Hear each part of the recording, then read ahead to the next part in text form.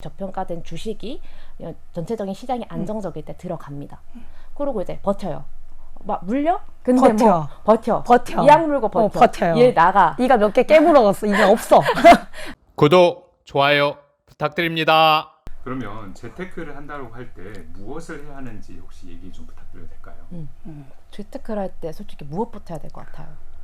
종잣돈 모으기죠. 첫 번째는. 그러니까 그 전에 먼저 왜 모으는지 목표 먼저 설정하시는 게 첫 번째일 것 같고요. 그 다음에 종잣돈을 뭐 500만 원에서 1000만 원 정도 모아라라고 책에 기록이 되어 있는데 그 이유가 첫 번째는 내가 열심히 공부하고 매수를 했어요, 주식을. 근데 10만 원밖에 안 샀어. 그러면 30% 올라도 내 수익은 3만 원이 밖에 안 되잖아요. 그런 경험이 너무 많아서 마음이 아프더라고요, 저도. 네. 그래서 내가 열심히 공부를 하고 매력적인 투자처를 찾았으면 한 번쯤은 한 단계 성장하기 위해서는 뭐 100만 원, 300만 원의 돈을 그래도 투자를 해야 의미 있는 그런 수익이 창출되지 않을까라는 생각에 그 정도 종잣돈은 필요하지 않나 생각이 들었고요. 그 다음에 종잣돈이 없이 그냥 내 생활비의 일부로 투자를 하면 마음이 너무 불안할 것 같은 거예요. 근데 마음이 편해야 투자도 편할 수 있다고 생각을 하기 때문에 또 내 의도와는 다르게 마음이 불편하면 급하게 매도가 가능하면 실수도 늘어나잖아요. 그래서 내 생활비를 제외한 종잣돈을 어느 정도 만들어 두시고 그 돈에서 투자하고 내 투자 성향 아니면 뭐 외인들의 뭐 기관 그런 수급 영향도 느껴보시면서 성장하셨으면 하는 바람에 종잣돈부터 모으는 게 좋지 않나 말씀드립니다. 네. 그리고 종잣돈을 모을 때 그냥 가만히 돈만 모으라는 게 아니거든요. 그때 저희가 공부를 해야 돼요. 어떤 종목을 내가 그럼 종잣돈을 모아서 매수할 건지 이 시간이 되게 중요하거든요. 누군가는 이게 6개월이 될 수가 있고 1년이 될 수 있고 3년이 될 수가 있어요. 그리고 성향에 따라서 저희가 1000만 원이라고 얘기를 했지만 아니 나는 5천만 원 할 건데 1억 할 건데 나는 그때까지 시간이 필요해 하면 하셔도 돼요. 그럼 자신의 상황에 맞춰야 되는 것이기 때문에 이건 여러분들의 성향에 맞춰서 하시면 되고 그러면 종잣돈을 모았어. 그럼 투자를 이제 해야 되잖아요. 근데 저는 저희 같은 경우는 백화점식으로 운영을 하는 거 원치 않습니다. 네. 막 내려도 계속 나오더라고요. 끝이 없어. 근데 그렇게 돼버리면 관리를 하기도 힘들고 어디선 수익 나고 뭐 맞아요. 손실 나고 결국에는 그 손실 관리가 잘 안 되게 되거든요. 맞아요. 그래서 만약에 내가 뭐 1000만 원이라면 3종목 이내, 뭐 5천만 원이라면 뭐 5종목에서 뭐 10종목 이내 이런 식으로 좀 확실하게 종목을 좀 결정하시고 네, 그 결정하시기 전까지는 계속 공부하시고 그래서 분배해서 투자를 하셨으면 좋겠어요. 그리고 또 두 번째 방법은 이게 불안하신 분들 있잖아요. 내 돈을 1000만 원을 거기다 넣어놨어. 너무 불안할 거 아니에요. 그죠. 내일 빌고 보고 기도드리고. 네. 저도 사실 그런 입장이어서 그런 분들에게는 차라리 좀 적립식으로 해 나가는 것도 괜찮을 것 같다라고 생각이 들거든요. 일정 부분 현금을 빼놓고 적립식으로 쌓아가는 거예요. 근데 이때도 그냥 나는 매달 1일마다 사야지 해도 되는데 매달 1일마다 고점에 사면 안 되잖아요. 그러니까. 그래서 나만의 뭐 지지선을 또 꺼놓는 거예요. 얘는 20에서 떨어질 때 사야지 아니면은 뭐 옵션 만기일 때 좀 눌릴 때 사야지 이런 식으로 여러분들 기준을 잡아서 적립식으로 모아가다 보면 그게 또 여러분들의 스노우볼이 되지 않을까라고 생각이 듭니다. 그 다음 내가 종잣돈을 해서 좀 원하는 만큼 목표를 불렸어. 뭐 어떻게 해야 돼? 한 단계 더 상승을 해야 되지 않을까요? 그렇죠. 그게 저희는 부동산이라고 생각을 합니다.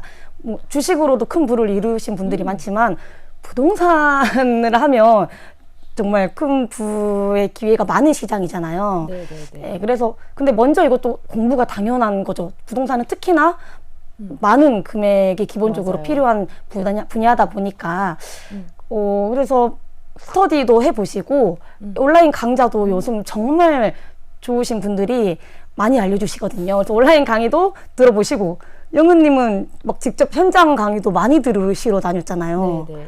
눈이 오나 비가 오나 눈이 오나 띄어서 들었어. 그쵸. 이런 열정을 기본으로 부동산도 공부를 해보시고 공부를 안 하면 내가 사는 지역만 좀 위주로 보더라고요. 근데 그것 말고도 의외로 내 직장과 가까운 곳에 의외로 정말 좋은 지역에 내 집이 숨어 있을 수도 있으니까 한번 부동산 시장 쪽도 시선을 돌리시는 게 한 단계 더 부의 상승이 되지 않을까 추천드립니다. 맞아요. 역사적으로 보더라도 이게 주식의 상승률과 부동산 상승률을 비교해 봤을 때 주식의 부동산을 이긴 적은 없었어요. 근데 그게 뭐 부동산이 더 좋아 이게 아니라 우리는 지금 화폐 경제 시대에 살고 있기 때문에 어쩔 수 없는 인플레이션에 맞이를 해야 된단 말이에요. 근데 내가 임금 상승률보다 물가 상승률이 더 높아지게 된다면 이 간극은 채울 수가 없어요.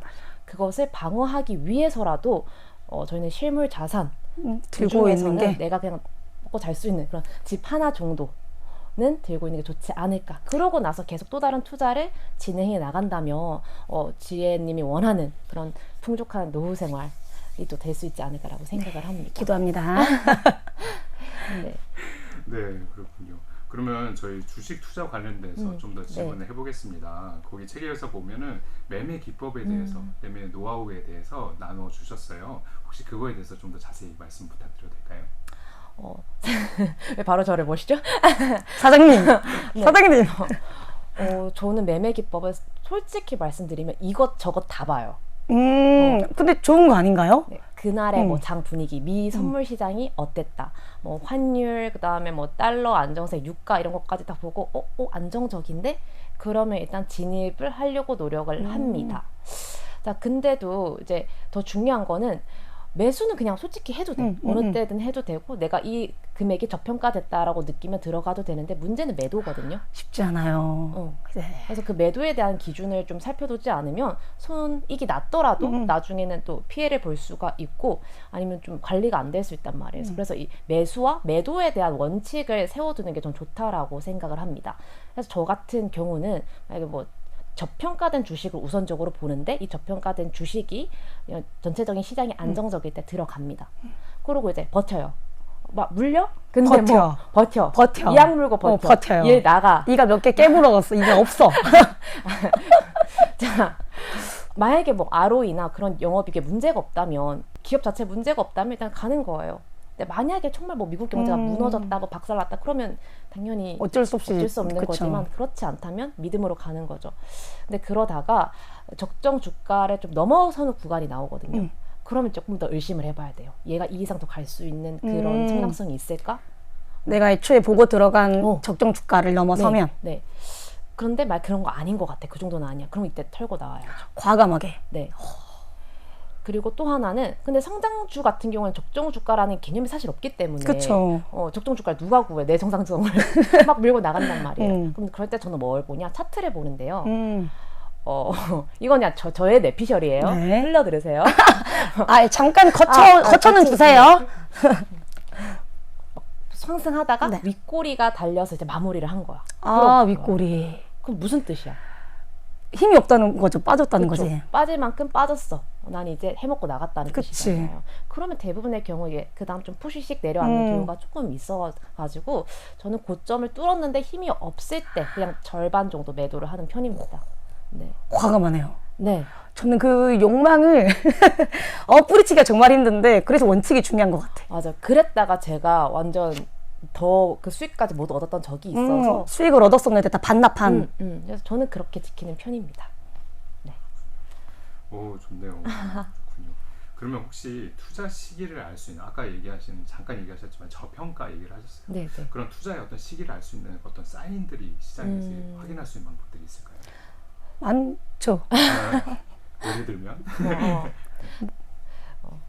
투자의 시기를 알 수 있는 건, 첫 번째 저는 거시경제를 좀 봐야 된다라고 생각을 하거든요. 그치. 큰 흐름을 봐야지. 큰 흐름을 이기기가 쉽지가 않잖아, 참. 절대 시장을 이겨서는 절대 절대 안 성공할 되고, 수 없어. 근데 돈이 밀려 들어오는 시장이어야 내가 기업을 투자했을 때 오르는 거지. 아무도 투자를 하지 않아. 근데 그럼 그 기업이 아무리 좋아도 주가가 오르지가 않아요. 그쵸. 그렇기 때문에 맨 처음 봐야 되는 거는 거시경제 부분인데, 그 부분은 책에 자세히 나와 있긴 하지만 짧게 얘기를 하자면 금리, 유동성, 환율이 있습니다. 다 너무 중요해요. 네. 그래서 금리가 좀 오르는 것보다는, 사실 금리로, 이자로 인해서 얻어들이는 수익보다 내가 주식을 투자했을 때 얻어들이는 수익이 더 높을 것 같네? 그러면 바보가 아닌 이상 다 주식을 하죠. 주식을 하겠죠. 그리고 유동성 같은 경우도 막 나라에서 돈을 풀어, 경기 부양한대, 뭐 국채 매입해준대. 그러면 그 기관들이 그 돈을 가지고 어디다 투자를 하겠어요? 돈을 벌어야 되니까 가만히 안 놔두죠. 네, 주식을 네. 막 사들이겠죠.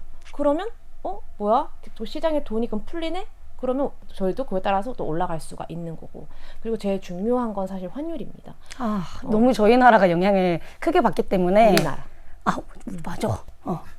우리나라가 환율에 생각보다 크게 영향을 받기 때문에 들어가실 때 그날 환율 상태를 꼭 확인해 보시고 매수하시는 걸 추천드려요. 맞아요. 환율이 좀 약간 내려가는 추세일 때 솔직히 말씀드리면 코스피가 좀 괜찮았었거든요. 그럴 수밖에 없는 게 우리나라 외국인 투자자들이 진짜 많아요. 그쵸. 절반 이상이 다 외국인들이란 말이에요. 돈은 외국인들. 외국인들이 다 벌어.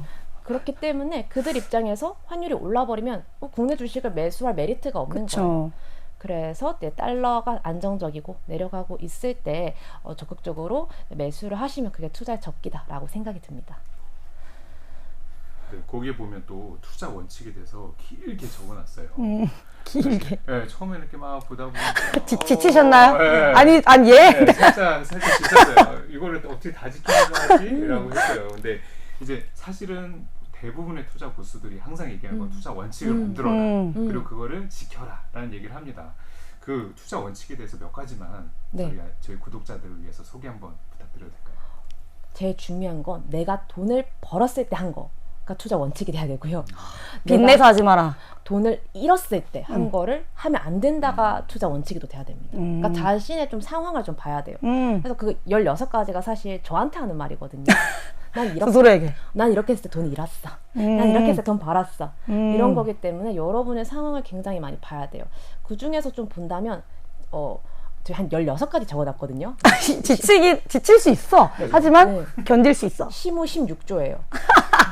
네, 그 중에서 저는 9조에서 14조. 정확하시네요. 9조에서 14조예요, 여러분.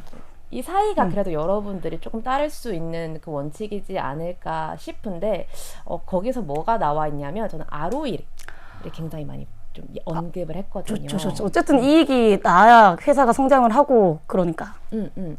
ROE라는 거는 자기 자본 대비 이익인데 그 말인 것은 돈은 적게 들었는데 나는 많이 벌고 있다는 거예요. 최고죠. 그러니까 효율이 좋은 거예요. 그렇기 때문에 이 ROE가 높은 기업을 우선적으로 보는 게 맞고 근데 저평가가 되어 있어. PER이. 저평가가 되어 있으면 아싸 기회다. 그쵸. 하고 잡는 것도 중요하다라고 생각이 들고요. 그리고 앞서 말했던 금리 유동성 환율 이거를 꼭 챙겨서 보는 거고 이게 괜찮으면 투자금을 이제 늘린다. 약간 이런 것들도 원칙에 있을 수가 있습니다. 그래서 더 중요한 건 여러분이 뭘 했을 때 돈을 벌었는지 그걸 한 번만 더 살펴보세요. 저 거기 보면 뜬금없이 바이오 제약하지 않는다라고 했거든요. 경험. 네, 근데 경험. 잘 맞는 분들이 있을 수도 있어. 네. 바이오 제약이 안 좋다는 게 아니야. K-바이오 화이팅이에요. 언제나 화이팅입니다. 요새 진짜. 그리고 약간 주목을 받고 있는데 너무 좋아. 언제나 응원합니다. 정말로 오해하지 않으면 안 돼요. 나랑은 안 맞아. 저랑도 안 맞더라고요. 없어졌어, 눈 떠보면. 그들의 그 험난한 드라이빙을 제가 감당할 자신이 없어요. 그래서 여러분이 조금 맞는 그런 업종이 있을 거라 생각이 들고 그걸 한번 찾아보시면 좋을 것 같아요. 네, 투자 원칙 책에서 좀 더 열심히 봐야겠어요. 네. 16가지 할 수 있어요. 원하시는 것만. 9에서 16까지. 9에서 14. 9에서 14. 네. 알겠습니다. 9에서 14. 다른 분 쳐다도 안 보시는 거 아니겠죠, 여러분? 그때는 아니에요. 그냥 만들어 가면 되지. 맞아. 네. 그거는 참고를 하시고. 맞습니다.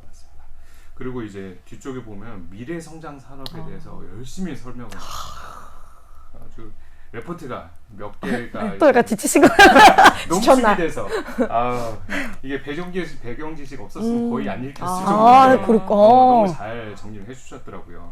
그 안에서도 딱 3가지 정도만 이쪽은 꼭 앞으로 유망하다 투자를 해봤으면 좋겠다라고 하는 부분 설명 부탁드립니다. 저희가 6가지 적어놨는데 특별히 이제 부결스 구독자님들을 위해서 농축 3가지. 와, 이거는 영예리치에서도 얘기 안 했어요. 복 받으셨어요. 근데 저희 생각이니까. 네, 맞아요. 사실상 10년 동안 이 산업이 가장 성장할 것 같다 하면 대한민국 국민 누구에게 물어봐도 여기 얘기할 거예요. 2차 전지. 그쵸. 그리고 요즘은 또 워낙 핫하니까. 네, 전기차 산업만큼 왜냐하면 사람들이 실제로 쓸 수밖에 없게 만들어요. 그쵸. 법을 바꾸고 막 충전소를 오픈하고 이거는 뭐 툴비도 싸게 해준다며 억울해 죽겠어. 전기차 산다. 그래서 그렇기 때문에 확장할 수밖에 없는 건 저는 2차 전지 산업이라고 생각하고요. 근데 이게 이것만 간다라고 생각하면 안 되고 다른 산업하고 유기적으로 간다라고 좀 생각을 하거든요.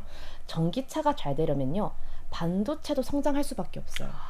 그치, 그 안에 또 네. 같이 들어가니까. 그 안에 차량용 반도체도 굉장히 많이 들어갈 수밖에 없고 그리고 또 반도체는 요새 또 핫한 부분이 있잖아요. AI 반도체? 그렇죠. 네. AI와 관련된 부분도 있기 때문에 반도체는 사실 산업 전방위적으로 안 들어가는 데가 없어요. 맞아요. 하지만 워낙에 지금 나와 있는 기업들이 많고 시총이 좀 큰 기업들이 많기 때문에 2차 전지만큼 폭발적인 성장률을 보여줄 줄 의문이지만 그 안에서 그런 AI나 아니면 EUV, 뭐 HBM, DDR5 이런 좀 좋은 기술력을 갖고 있는 기업들을 선별해 나간다면 기회가 또 될 수가 있겠죠. 2차 전지와 반도체. 네. 그리고 이 2차 전지와 반도체를 합치면 뭐가 생기냐? 자율주행이 일어나요. 개인적으로 정말 소망합니다. 요새 진짜 운전을 하고 있는데 자율주행이 네. 제발 얼른 상용화가 되길 바라는 마음입니다. 사실 전 전기차의 끝이 자율주행이라고 생각하거든요. 좋죠. 내가 내연 기관차는 그럼 왜 자율주행 안 했냐? 차별하냐? 내 자동차 차별하냐? 이렇게 생각을 아니, 했는데 자동차 내연기관이에요. 오해하지 마세요. 그래서 그래서 쳐봤어요. 근데 자율주행을 하려면 굉장히 많은 그런 부품들이 들어가야 돼서 무겁구나. 네. 아, 그래서 에너지 효율이 좋으려면 전기차여야 되고 자체가 가벼워야 돼. 그리고 테슬라 같은 데 보면 아무것도 없잖아요. 너무 깔끔해. 난 뭐 빠진 줄 알았어요. 어, 이래도 되나 싶을 정도 맞아. 하나밖에 없던데. 외로워. 네. 그래서 일단 이런 태블릿 같은 거밖에 없는데 사실 자율주행이 되면 할 게 없잖아요. 운전자가 안에서. 그쵸. 디스플레이도 저는 그래서 중요하다고 생각을 해요. 네. 그래서 그러면 자율주행 되려면 이렇게 차 안에 좀 비워놔야 되니까 전기차랑 자율주행이랑 연결되는 거는 필연적이다. 라고 생각을 하고 실제로 사람들이 필요하잖아. 누워서 출근 안 하고 싶으세요? 너무 하고 싶어요. 밥 먹으면서 출근하고 싶지 않으세요? 너무 하고 싶어요. 뭐 게임, 영화, 드라마. 네. 그렇기 때문에 저는 이 세 가지 좀 산업을 연관지어서 보시면 좋을 것 같다라는 생각을 합니다. 추천드리는 세 개가 다 이렇게 유기적이네, 진짜로. 네. 좋네요. 거기서 또 보니까 이제 성장성, 수익성을 보는 방법에 대해서 너를 또 적어주셨습니다. 혹시 그것에 대해서도 말씀 부탁드립니다. 성장성을 보려면 뭘 보는 게 좋을까요? 영업이익률이 높게 성장을 하는지 그쵸. 그거가 우선인 것 같아요. 회사의 성장의 원천. 그렇죠. 근데 너무 들쑥날쑥 물론 연구개발비나 그런 거 뭐 영향이 있을 수 있겠지만 영업이익이 꾸준히 성장을 하는지 그리고 영업이익만 보는 게 아니라 영업이익률도 중요하다고 생각을 하거든요. 매출액 중에서 영업이익으로 얼마나 많이 남기는지 그것도 회사의 역량이라고 생각을 해서 영업이익률이 그래도 2자릿수는 돼야 되지 않나 생각을 합니다. 그게 회사의 성장성이죠. 맞아요. 마진이라고 하잖아요. 이게 남아야지. 내가 뭘 하지 그걸로 어떻게 해. 1조 매출인데 100억 벌면은 슬프지 않아요? 매출에 너무 포커스를 두지 마시라. 네, 맞아. 영업이익을 보는 게 더 좋다. 라고 생각이 듭니다. 자, 그렇다면 그거는 이제 성장성이고 네. 방금 말씀드린 건 사실 수익성에 좀 가까운 말씀이거든요. 네네네. 성장성, PER. 영업이익이 꾸준히. 꾸준히 성장하는가고 이제 들쑥날쑥하지 않는가 네, 이런 게 있고요. 근데 이런 것도 조심해야 돼요. 갑자기 원래 100억 벌었던 기업인데 막 200억이 됐어. 막 갑자기 엄청나게 어닝 서프라이즈가 터진 거예요. 근데 그게 뭐 때문에 터진 건지 한번 살펴봐야 돼요. 이 회사의 자체 역량인지 아니면 외부의 그런 요인 때문인지 맞아요. 회사 자체 역량 때문이라면 정말 좋겠네요. 그렇죠. 그러면 그걸로 또 다음에도 더 많이 벌 수가 그쵸. 있는데 만약에 어떤 게 안 좋아져서 원재료 값이 뭐 내려가서 덩달아서 부가적으로 얻는 수익이라면 내년엔 그렇게 되지 않을 가능성도 높잖아요. 실제로 그런 기업이 마음이 아픈데 얘기하지 있었는데 네. 여기 계신 분들은 아실 거야. 그래서 왜 갑자기 얘가 늘어났지 하면 조심하는 것도 좋을 것 같습니다. 그리고 수익성 얘기를 안 할 수가 없는데 그거는 저는 영업이익률 그리고 ROE, ROA라고 봅니다. 책에 자세히 나와 있어요. 네, 자세히 나와 있는데 간단히만 말씀드리면 영업이익률은 매출에서 영업이익이 차지하는 비중이 어느 정도인 거예요. 그러니까 즉 얼마나 내가 여기서 많이 남겨먹을 수 남겼냐. 있는 거죠. 그러니까 이게 많이 남길수록 이걸로 다른 투자를 해도 돼요. 아니면 빚을 좀 갚던가. 현금 흐름이 있다는 건 엄청난 기업의 장점이거든요. 그렇죠. 그래서 부채 비율도 확인을 하는 거고 항상. 맞습니다.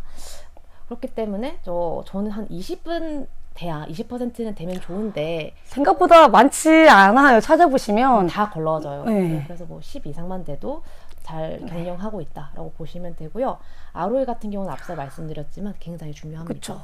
태운 자본 대비 얼마큼의 이익을 남겼냐.